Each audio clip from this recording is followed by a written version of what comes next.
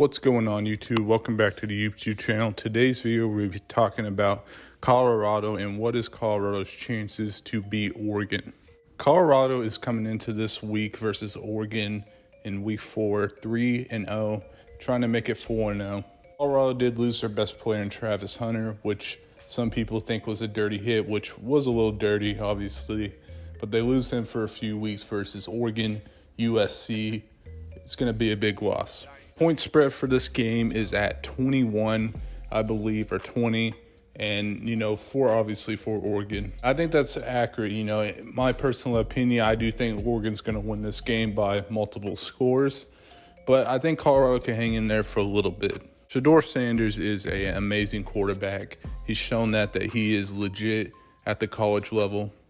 I think as good as he has been and is, I don't know if it's enough to beat Oregon and Bo Nix and Dan Lanning, because they're going to be humming on offense. Oregon is really good.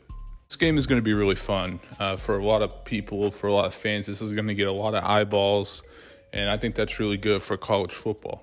Now let's get into it. How can Colorado beat Oregon without Travis Hunter? Well, they're going to need their wide receivers, Jimmy Horn and Weaver, to kind of step up, and obviously DeionSanders to have an amazing day. Also, a guy like Dylan Edwards needs to really be involved heavy like he was versus TCU.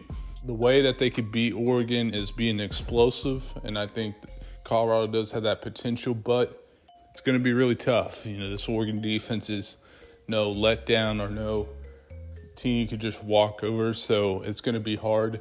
They're going to be out-athleted at a lot of areas, Colorado is, so that's going to be a big difference. But besides the offense, I think the offense will score points versus Oregon. I really think what is going to be the most telling is the defense for Colorado.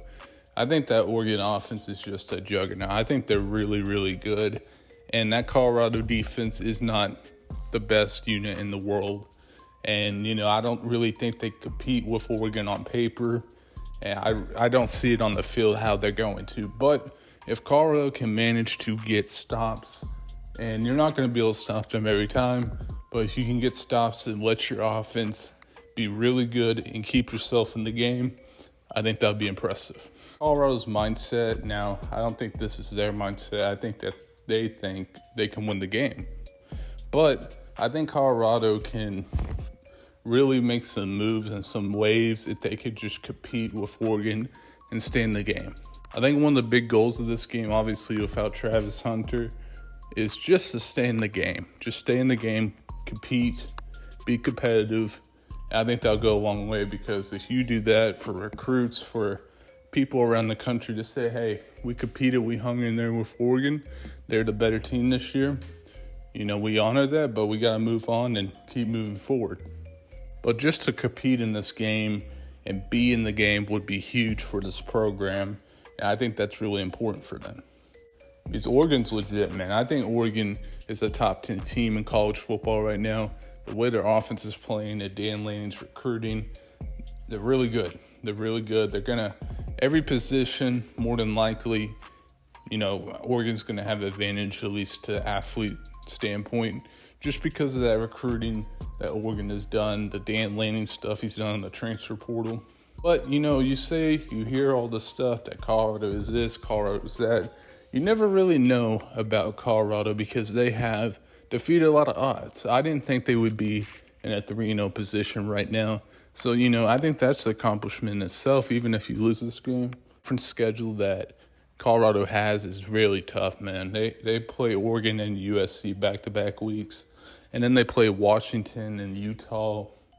They play a lot of good teams. I think that's a tough part. That's a tough conference. And Pac-12 is deep. They also play Oregon State as well. They got a schedule ahead of them. They are going to be competing with some of the best teams in the country. And, I think the upside for this team could be, around 6 wins. I think the highest you could get is 8 wins. If you get 8 wins, that's a really good season. I mean, that's a decent bowl game.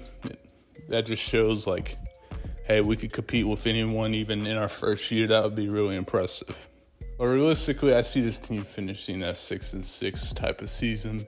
But, you know, I think that's something that you take as Colorado, because a lot of people, I mean, they're over under wins. They're over and under wins in Vegas before the season was. I think it was at 4.